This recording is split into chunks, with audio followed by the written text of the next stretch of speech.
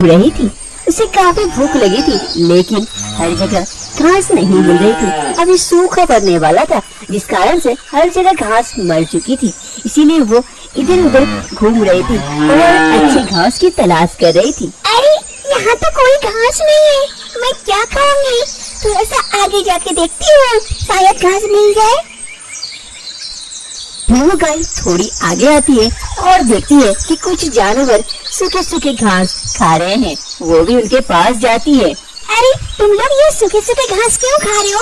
हरी भरी घास कहीं नहीं है जंगल में। अरे नहीं है गाय बहन, इसीलिए तो ये सूखे घास से पेट भरना पड़ रहा है, वरना कौन खाता ये सूखा सूखा घास? इस गाय का मन नहीं मानता है और वो सूखा घास छोड़कर और थोड़ी सी आगे जाती है।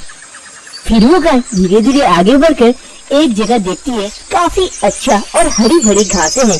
वो गाय खुश हो जाती है और घासों का मजा लेने लगती है। अरे कितने मजेदार मजेदार घास हैं, उन जानवरों को पता ही नहीं है कि कहाँ घास मिलती है। पर आई सूखी सूखी घास खाने वाले, हम तो यही खाएंगे, हरी भरी घासें। फिर वो गाय घास खाते खाते धीरे धीरे आगे बढ़ते जाती है। उसको कुछ पता ही नहीं चलता है और आगे और भी अच्छी अच्छी घासें मिल रही थी। एक चीता प्रेग्नेंट थी और काफी भूखी भी थी, अपनी गुफा में बैठी हुई थी। अरे काफी भूख लगी है, क्या किया जाए? ऐसे भी मैं माँ बनने वाली हूँ और कहीं जा भी नहीं सकती शिकार करने के लिए। अगर शिकार नहीं करूँगी तो ऐसे ही मर जाऊंगी। मेरा पेट में बच्चा पल रहा है, वो भी मर जाएगा। शिकार तो करना ही पड़ेगा। चीता यही सोच रही थी कि तभी से कुछ गंध आती है। अरे लग रहा है अगल बगल कोई जानवर आया है, जाती हूँ। अगर शिकार कर पाई तो बहुत बढ़िया होगा, जाके देखती हूँ। फिर प्रेग्नेंट चीता धीरे धीरे गुफा से बाहर निकलती है। वो गाय घास खाते खाते जब चीता के इलाके में पहुंच जाती है, उसे खुद पता नहीं चलता है और वो आराम से घास खाए जा रही थी। तभी वो गर्भवती माँ चीता गुफा से बाहर आती है और देखती है सामने गाय है। वो खुश हो जाती है।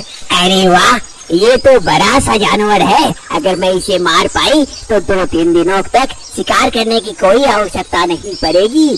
चल चीता, जाके इसे मार डालते हैं। गाय इधर घास खाने में मगन थी, तभी चीता गाय के सामने आ जाती है और एक जोरदार दहाड़ मारती है। गाय काफी डर जाती है और चीता को देखकर तुरंत कहने लगती है, अरे अरे मैं कहाँ आ गई? अरे यहाँ मैं कैसे आ गई? अरे चीता बहन मुझे छोड़ दो, मुझे मत मारो, मुझे छोड़ दो। मैं गलती से यहाँ आ गई हूँ और कभी नहीं आऊंगी। अरे यहाँ गलती से ही सब कोई आता है, जानबूझ के कोई नहीं आता। और मैं काफी भूखी हूँ, मैं तुम्हें छोड़ नहीं सकती। मैं ऐसे भी माँ बनने वाली हूँ, मुझे भूख बहुत ज्यादा लगती है। अब मैं तुझे मार कर अपनी भूख मिटाऊंगी। अरे चीता बहन माँ तो मैं भी बनने वाली हूँ, मैं भी गर्भवती हूँ, मुझे छोड़ दो प्लीज, मुझे मत मारो। क्या तू भी गर्भवती है मेरे तरह? चीता को गाय की ये दशा देखकर काफी दया आ जाती है कि वो भी गर्भवती है। चीता को अब समझ में नहीं आ रहा था कि वो क्या करे, इसे मारे या छोड़ दे। तभी एक निर्णय लेती है। ठीक है गाय, तू गर्भवती है, तू बच्चे की माँ बनने वाली है और मुझे पता है माँ बनना क्या होता है। तू जा, मैं तुझे छोड़ देता हूँ, अगली बार से यहाँ मत आना। और ये कहते हुए वो चीता वापस से अपनी गुफा की ओर चल देती है और ये गाय भी वापस अपने घर की ओर चली जाती है। कुछ महीने बाद वो चीता अपने बच्चे को जन्म देने के बाद मर जाती है। बच्चा जोर जोर से रो रहा होता है। एक रोज गाय और उसका बच्चा दोनों उस गुफा के नजदीक से गुजर रहे थे, तभी उसे कुछ आवाजें सुनाई देती है। अरे ये क्या चीज की आवाज है? लगता है वो चीता किसी मुसीबत में है, मैं जाके देखती हूँ। चलो बेटे, वो मेरी जान बचाई थी, वो मुझे बख्श देती, नहीं मारेगी। जाके देखती हूँ किसी मुसीबत में होगी तो। गाय और उसका बच्चा दोनों गुफा की तरफ चल पड़ते हैं। गाय चीता के बच्चे की आवाज सुनकर जल्दी से गुफा के अंदर आती है और आकर देखती है कि चीता माँ मर गई है और उसका बच्चा वहीं बैठकर रो रहा है। तभी गाय उस बच्चे के पास जाती है और उससे कहती है, अरे बच्चे, रोने की आवश्यकता नहीं है। तुम्हारी माँ ने कहा है तुम्हें मेरे साथ रहने के लिए। चलो मेरे साथ रहना अब से। मामी, ओ मामी, चलो चलो बच्चों, चलो। देखो ये तुम्हारा भाई है। चलो तुम लोग दोनों खेलोगे साथ में। फिर गाय उस चीता के बच्चे को अपने साथ लेकर चली जाती है। अब चीता का बच्चा गाय को अपनी माँ समझता है और गाय के बच्चे को अपना भाई, और अपने भाई के साथ खेल कूद के धीरे धीरे चीता का बच्चा भी बड़ा होने लगा था और खुशी खुशी अपना जीवन व्यतीत करने लगा था। एक बड़े सी गुफा में एक बूढ़ा शेर रहता था। वो अभी काफी बूढ़ा हो चुका था। अब शिकार पे नहीं जा सकता था, इसीलिए कई दिनों तक उसे भूखा रहना पड़ता था, जिसके कारण वो काफी कमजोर होता जा रहा था। शेर के दिमाग में एक आइडिया आता है। वो चालाकी चलता है और अपने दोस्त कालू कौवा को बुलावा भेजता है। कालू कौवा शेर की गुफा के अंदर आता है, शेर के पास जाता है और कहता है, अरे शेर दोस्त, आज किसने याद किया? काफी दिनों बाद, बताओ मैं तुम्हारी क्या मदद कर सकता हूँ? अरे कालू कौवे, मैं कई दिनों से भूखा हूँ और शिकार पर भी नहीं जा सकता हूँ, तो कुछ ऐसा उपाय कर दे कि मुझे यहाँ पर ही अपना शिकार मिल जाए और मेरा पेट भी भर जाए। कालू कौवा वन का सबसे ज्यादा चालाक पंछी था। कालू कौवा सोचता है और एक आइडिया निकालता है। देख शेर दोस्त, मैं ना एक काम करता हूँ, एक एक जानवर को तेरे पास भेजता हूँ, तू उसे खाकर अपना पेट भर लेना। बस चालाकी से खाना, उसका कुछ भी इधर उधर अंश नहीं गिरना चाहिए, सफा चट करके खाना। बहुत बहुत मेहरबानी कालू कौवे। फिर कालू कौवा वहाँ से चला जाता है। एक रोज कालू कौवा सभी जंतुओं को एक साथ बुलाता है और सभी को कहता है, अरे दोस्तों, शेर की हालत बहुत बुरी है, कभी भी मर सकता है, काफी बीमार हो चुका है, तो उसने कहा है कि सभी से मिलना चाहता है, तो तुम सब एक एक कर जाकर शेर से मिल लेना। अरे कौवे, शेर को क्या हो गया अचानक? कल तक तो सही था।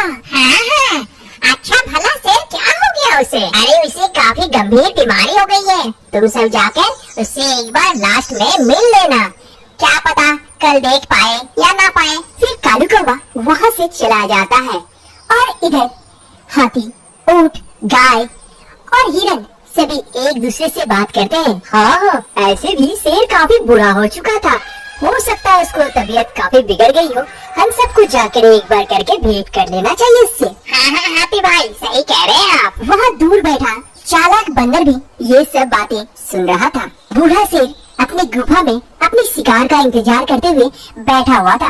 तभी हिरन का एक बच्चा वहाँ आता है और कहता है, अरे शेर भाई, शेर भाई। अरे कौन हो तुम? मुझे ठीक से दिखाई नहीं दे रहा है, थोड़ा नजदीक आओ। मेरी बूढ़ी नजरें अब कमजोर हो गई है, जरा यहाँ आओ, तब मैं तुम्हें ठीक से देख पाऊंगा।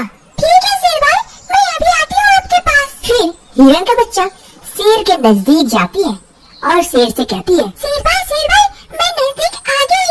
अरे मैं तो इसी मौके का तलाश में था, अब आ जाओ, मेरे पेट में जाओ। शेर उस हिरन के बच्चे को अपने मुंह में दबा लेता है और उसे मार डालता है और अपनी भूख मिटाता है। अब ये सिलसिला हर रोज चलता है। जो कोई भी जानवर शेर से मिलने आते, शेर उसे मार कर खा जाता था। एक रोज शेर गुफा में बैठकर अपने शिकार का इंतजार कर रहा होता है। तभी चालाक बंदर आता है शेर से मिलने के लिए। अरे शेर भाई, कहाँ हो आप? शेर को बंदर की आवाज सुनाई दे देती है। शेर तुरंत कहता है, अरे और एक शिकार आ गया। अरे कौन हो तुम? जरा मेरे नजदीक आओ, मुझे अब ठीक से दिखाई नहीं देती है, मैं तुम्हें ठीक से पहचान नहीं पा रहा हूँ। ठीक है शेर भाई, मैं अभी आता हूँ आपके पास। शेर काफी खुश हो जाता है। चलो आज का खाने का बंदोबस्त भी हो गया। बंदर जैसे आगे बढ़ने वाला होता है कि उसकी नजर दूसरे जानवरों के पैर की छाप पर पड़ता है। अरे ये क्या? दूसरे जानवरों के पैर की छाप? ओह, ये सभी जानवर यहाँ आए थे मेरे से पहले मिलने के लिए। फिर बंदर गौर करता है और गौर से उन फुटप्रिंट्स को देखता है। अरे ये क्या?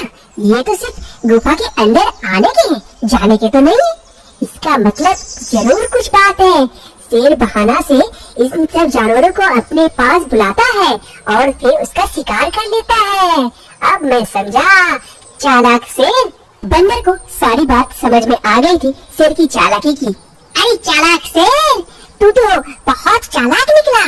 तू शिकार करने के लिए जा तो नहीं सकता, लेकिन सब शिकारों को, सभी जानवरों को अपने पास बुलाकर शिकार करता है। अरे नहीं नहीं, ऐसा कौन बोला? मैं ऐसा क्यों करूँगा? इसीलिए तो शेर यहाँ पे दिख रहा है। सभी जानवरों को पैर के छाप अंदर की तरफ है, लेकिन बाहर की तरफ एक भी नहीं है। और उधर कोने में सभी जानवरों की हड्डियाँ पड़ी हुई है। हाँ, मैं अभी सबको बता देता हूँ और कोई नहीं आएगा यहाँ। फिर बंदर वहाँ से चला जाता है और इधर शेर सोचने लगता है, अरे इस बंदर को कैसे पता चल गया? अब मेरा क्या होगा अगर सभी जानवरों को ये बता देगा? मैं तो यहाँ भूखा मर जाऊंगा। एक रोज बंदर सभी जानवरों को बुलाता है और सबसे कहता है, अरे तुम लोग शेर के पास जाते हो? आज मैं गया था और वहाँ देखा सभी जानवर जो अंदर जाते हैं वो बाहर नहीं आते हैं, क्योंकि वो शेर